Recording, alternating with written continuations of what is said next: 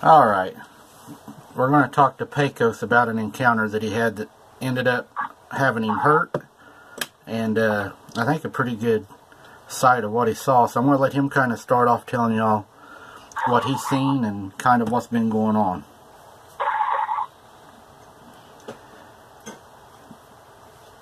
Did it start off, you said banging on your trailer? Yeah, it happened actually right after we moved back to this area. We started getting a lot of knocking on the trailer house and just non-stop every night. We didn't know what it was. We didn't know if it was pranksters or what it was. And so we decided to put out trail cameras, and of course everybody knows trail cameras don't do much good anyway, but we actually did get a good, pretty decent picture of something really large, and what we thought was Sasquatch, and we just, assumed that that's probably what was knocking. So anyway, it just kept going on and on and on and on and on, and it's still going on to this day. I mean, I don't know.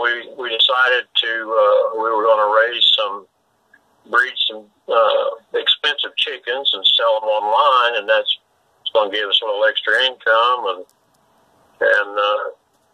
well, ended up the expensive ones that we bought ended up disappearing. And I mean, just disappearing. They didn't. Whatever got them didn't leave a feather, a blood trail, a toenail, and nothing. It just took them, Right. So we ended up getting some more chickens and bought a bunch of guineas, and thought the guineas would kind of help, alert us to the problems that could be going on, and so being that the trailer that I'm staying in is right next to where the chickens are at, and the guineas are going off quite a bit, and I can shine my flashlight out the window and look and not see nothing, but to really know if anything's going on, I got to go outside and walk around the pen. So this one night in particular, I'd walked outside, the guineas were going off, and I'd walked outside and had my flashlight and walked out and didn't carry my pistol, of course, which I do now, but then I didn't, and went out and walked around the pen, walked around behind the house, and I kept hearing this strange noise. I didn't know what it was. It's kind of a chucking sound of some kind I've never heard before, and got around to the back, and between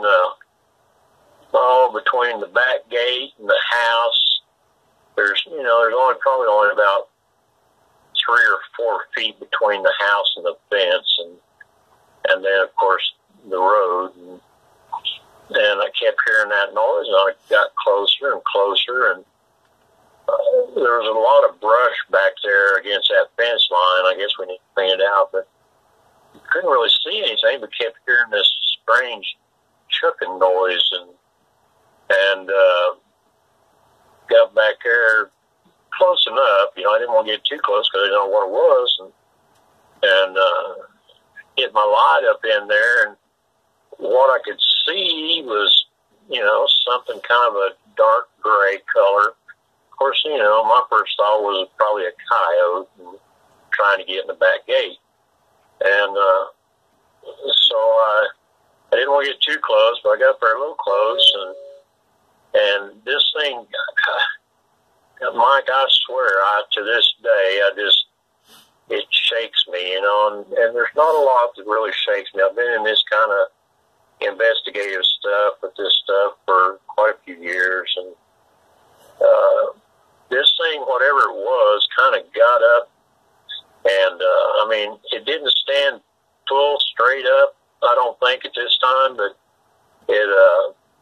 it got up enough to where I could see it, you know, its shoulder and its head, and its face. I didn't really get a good look at its face, but I could see,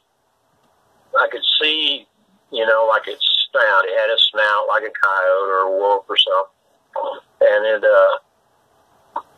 it kind of looked at me, not square on, face to face, kind of like the side of its face, and its eye looked at me, its left eye, and it really kind of freaked me out. But when it did, it looked at me for, you know, like a second or two, and then boom, it was down the fence line, and I watched it, you know, run. It was all on fours, you know, and it ran off and headed back down towards timber in the creek, and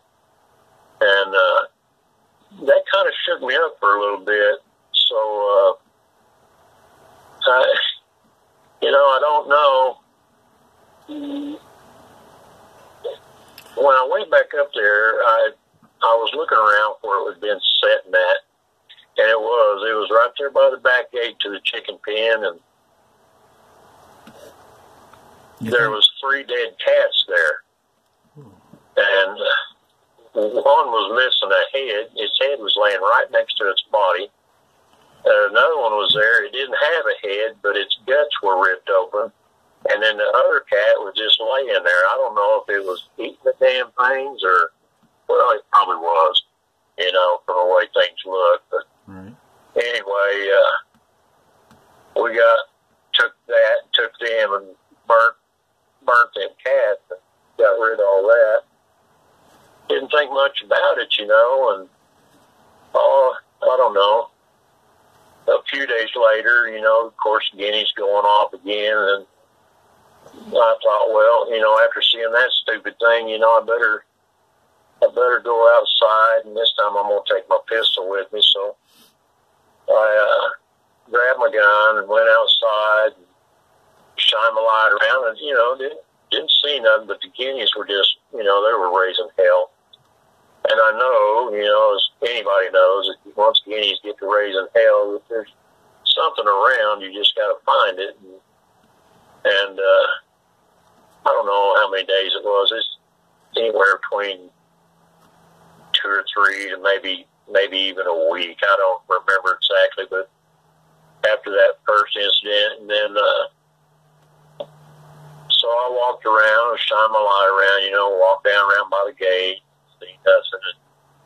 And as I walked, you know, around the fence line, you know, on the, I guess it'd be the north side of the chicken pen, I seen something down on the ground, and I was like, what in the hell, you know, is that damn thing? And it had been scratching in the dirt, you know, and at the base of the fence, and we got chain link fence up around it, so it's pretty hard for anything to get into it.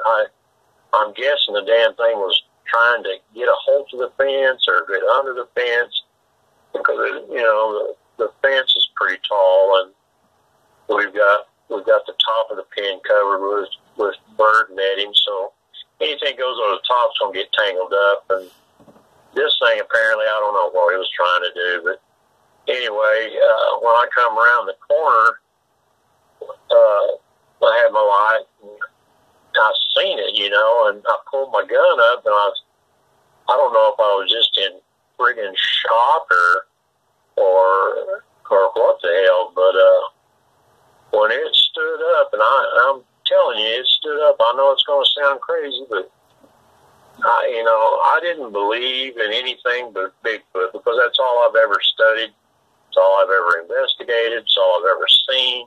It's all I've ever known. I've heard stories about, you know, the Wendigo and skinwalkers and the dog man. I've heard, you know, all those stories, but I've never encountered anything like this. And so we met. I mean, when I come around the corner, it was there. It seen me. I seen it. And it was, I pulled my gun up immediately, you know, and it stood up, Mike. I mean, it just, I froze. And I don't know if I froze. I don't know. I'm sure.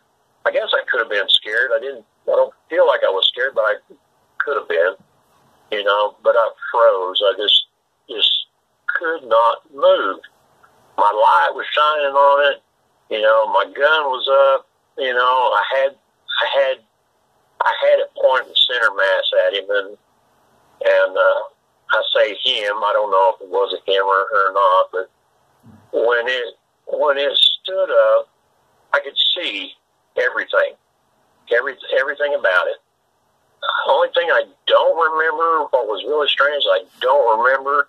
It seemed like it had fingers, not paws, but fingers. Right. And it had yellow eyes, and it was the most unnerving looking thing.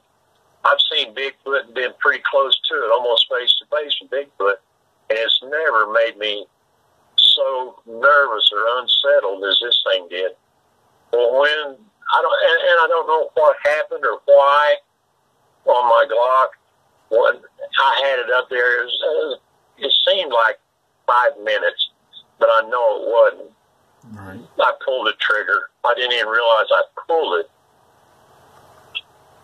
And when the gun went off, the thing kind of let back, you know, a little bit and kind of grunted. And as soon as it did that, you know, I would have thought anything, that Glock would have dropped it, but it didn't. And it bolted towards me, and as it was coming towards me, I stood kind of out of the way because it didn't have nowhere to go. It was between the fence and the propane tank.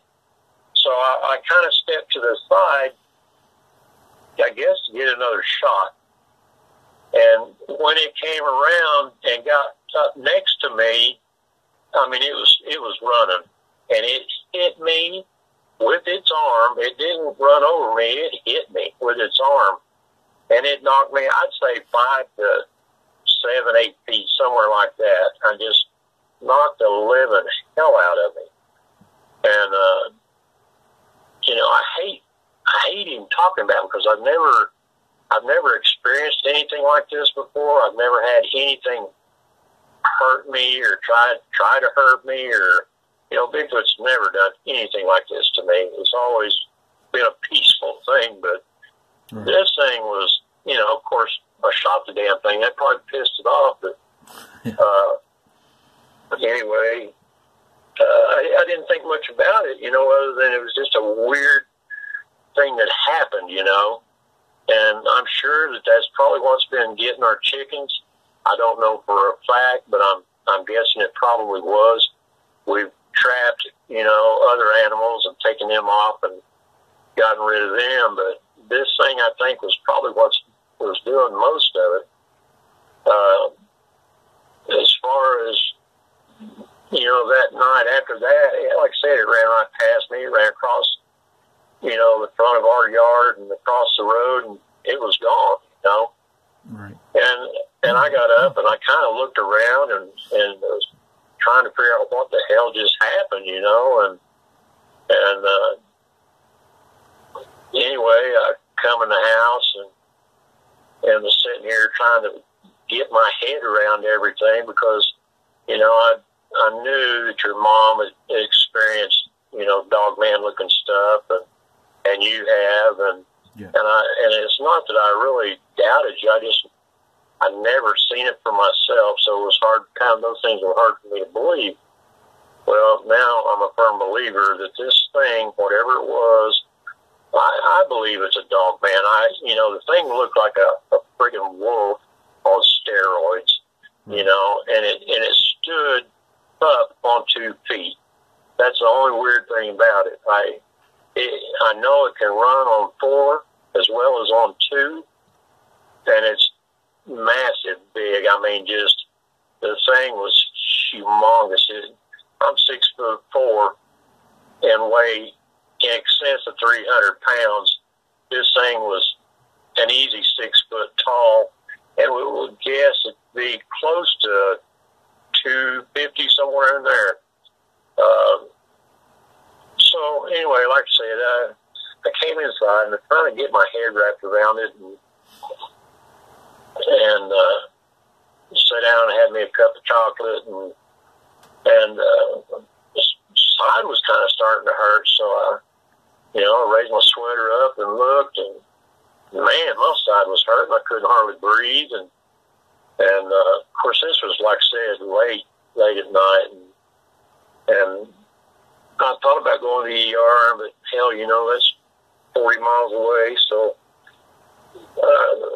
held off and went to the doctor the next day, and went in, and they told me that I had, deep bruised ribs, and asked me how the hell I did it, and I told them, I said, if I told you, you wouldn't believe me, so yeah. I'm not going to tell you, and they said, well, that's what's going on, and they wrapped me up, and which was uncomfortable as hell anyway, but yeah. So until this day, I'm just now getting to where, I can bend over and do things a little better now. My back's starting to hurt me a little bit. I don't know if that's part of it or what, but that was very, very unnerving. I mean, it's, for me, for somebody that's been into it 50 plus years and a lot of experience, investigative work and such as that, and not, up close in your face, knock you on your ass type of deal was just, it's hard for me to mentally get around it. I'm still having a little bit of trouble, trying to figure this shit out, excuse my language, but well, that area is kind of a hot spot anyways. I know that we've had encounters there in that area together also. Oh yeah. There's been a number of times that different things have happened, but not not that thing. I mean, I guess it could have been. I never always laid it off on Bigfoot. I never really thought about it being something else. I read an awful lot, and I know that there's more now than just Sasquatch. When I first started thinking about coming back to this area, I was living down by Muskogee, and I had a doctor's appointment a couple of days, and different doctors, and so I thought, well, I'm going to stay up here at this little park, and that way it'll save me all the miles, and I won't have to drive back all the way from Muskogee, so I'll stay the night in this little park. And I know I told you about it, but it was about 11 o'clock at night, and I laid my seat back, and I was just going to stay the night in a little old park and then go to the doctor the next morning and go back to Muskogee. Well, I just got laid back and just got to sleep, and man, I mean, something started shaking my truck and shaking it viciously. I'm not talking about rocking it. I'm talking about shaking it viciously to where everything was falling off of everything, and everything that I had in the glove box was done shook out. The doors were flipped open, and I know Sasquatch, my experience with him, can mentally affect you at times, and I've been through all that, how it can strike fear in you and make you feel unsettled and different things. And this feeling that I got there was, I mean, it was making my heart beat funny, And it wasn't that I was scared or anything like that. Something was in my head. I could feel my head, felt like it was just buzzing, really, really hard, and without coffee. But anyway, so I wondered about that, and I thought, well, I know this area, and I know Sasquatch is in this area, but Sasquatch has never come across on me, has never done anything like that to me, Right. So I'm wondering now if it might have been this thing or another thing, I don't know. We still have trouble to this day. I mean, I haven't heard anything in the last couple of days, but we still get, the guy that me and him are friends. We got this place up here, and we've been working on the house. Well, just now got the house where, he can stay in one room and still work on it, but I've been staying out in the fifth wheel, and it's still knocking on the trailer, up until about 2 nights ago. Howls, I hear howls down back behind me, back in the valley, down the hill, and just write it off as either coyotes. It's a little bit more of a deeper growl than a coyote. Coyote's kind of got a yappy sound, but right. These are a little deeper, and I'm just not real sure. So, I don't go out of the house anymore without my gun. It just don't happen. And a lot of people don't understand where you're at. You're in the middle of nowhere. I mean, there's not like a lot of traffic around or anybody. I mean, we don't even... Oh, yeah. It's pretty secluded out here, and especially where we're sitting at, it's just, oh my God, it's just, and country never bothered me. I like country. I'd just soon be in the middle of nowhere, And you have a water source close also, don't you? Do what? You have a water source pretty close too, a creek, I think. Oh yeah, there's a down below the hill to the south of us. There's a creek runs through there. A lot of timber. There's nothing in there, just timber and a creek, and then back to the east of us is mostly pasture, but there's a lot of ponds on it, and so it'd be easy for something to sneak up here, through that area south, in that timber and down by that creek. Right. When I was, I guess I was probably about 16 or 17 years old. My cousin and I was coming back from town. Oh, what I'm talking about, town about 8 miles from here south. Right. We were coming back, and it was evening time. It's still daylight, and we got up to just about where we are right now on the highway. We were coming into town, and something ran out in front of us, and it shocked both of us. I mean, like I said, I was about 16 or 17. We both seen it. Ran right in front of the car and across the road one step, and it was in the ditch. And it ran down into where this area I'm talking about is the creek on the timber now. So it's not like they say they follow the water lines and stuff like that, and I agree with that. But if you'll look, if you got Google Earth or something like that, you can rise up above where you live or where you might have experienced this at, and look, and you can usually tell if you follow the creeks, Right. You'll find fence lines that's got trees, of course, growed up in them, and they follow those creeks and then move up them tree lines, to get wherever they're going. They're not going to run out in the open. It's very rare that that'll happen, but right. I used to follow Google Earth and look at that and see, maybe this is the way that, they got up in here, There's a lot of different directions they could have came from because there's creeks all around us. Oh, yeah. Yeah, and river bottoms. I mean, it's... Oh, yeah, the lake, the river bottom, oh my goodness. There's places down here I bet people ain't been in years. Oh, yeah. There's places that I've been to that, could have swore I was lost, Yes.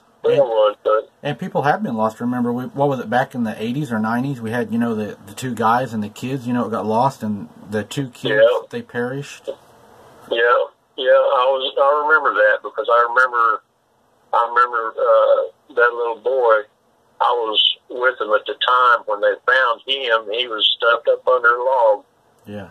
I'll never forget that. But them river bottoms. I've had a few people with me and swore they'd never go back.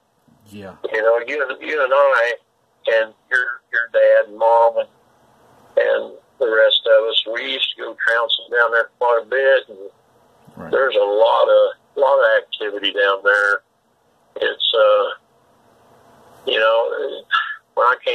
this area, and we bought this place.